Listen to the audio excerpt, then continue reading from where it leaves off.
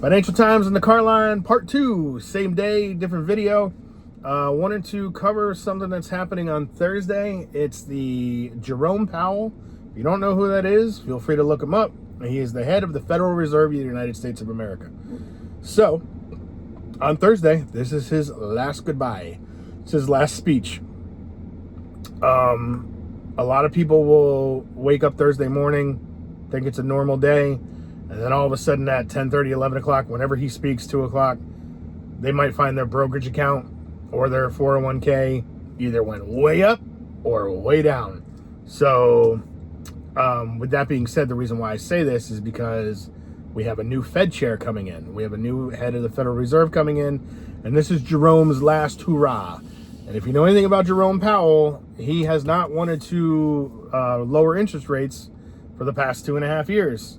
So we'll see if what he says about lowering the interest rates and what that means for you. If he is positive about it and says, hey, we're moving in the right direction, I see interest rates being lowered by the new Fed chair, we're good to go, you might see a massive pop upwards in the stock market. But if this guy decides to come out and say a bunch of negative things about the economy and how this presidency, blah, blah, blah, and he wants to put a negative spin on the new Fed chair coming in because he's sour and he's upset that, he's pretty much being booted out, you might see a massive crash in the stock market. So be prepared. Either way, if you're an active trader, and you want to play the upside, buy some of these blue chip stocks, the Mag 7, your Teslas, your Nvidias, but also in SPY, the S&P 500, QQQ index, or IWM. But just remember, a lot of these stocks are at all-time highs right now. Nvidia just hit an all-time high. Tesla's not, but it was not too long ago. Microsoft is on a massive dip down.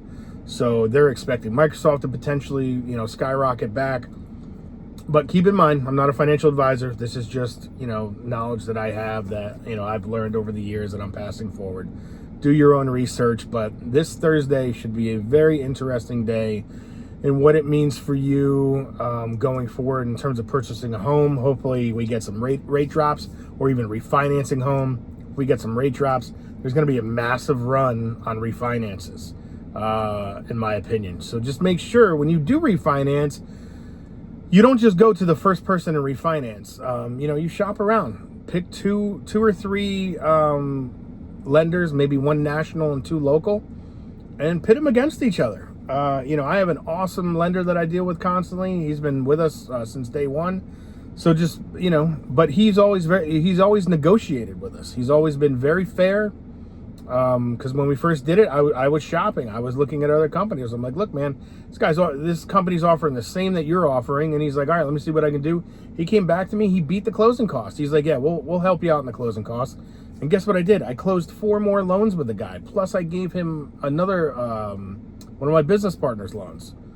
So because of that negotiation and the fact that he stood on business, like, hey, this is a potential customer I could have for the rest of my life. He ended up moving to another company, and guess what? I followed him. I followed him to the next company. It wasn't, I loved the company that he was working for because they were awesome. When he moved to another mortgage company, I followed him, and I was loyal to him because he went to bat for me. So, find someone like that that'll be willing to work with you, and, especially going forward, because you don't want to pay these exorbitant closing fees when you could potentially get the same exact service with another company at $3,000 less. I don't know about you, but I wouldn't mind $3,000 in my pocket if I'm putting down 20 grand to buy a house. Every penny counts, in my opinion. But that's just me. So we'll see what happens Thursday. Hopefully, Jerome, if you're listening, Jerome, if you follow Financial Times in the Car Line, you better say something positive. Not only about the YouTube channel, but about the American economy and how we're moving forward, and how how interest rates should drop, not how you see interest rates staying steady or even increasing. Because if he says that, the market's going to go nuts. So keep that in mind. But if you have any comments or questions, hit that comment button below and let me know what you think about what's going to happen with the Thursday discussion. And other than that, we'll see how the market reacts. Well, Financial Times of the Car Line. Hope you all have a good day. Be good.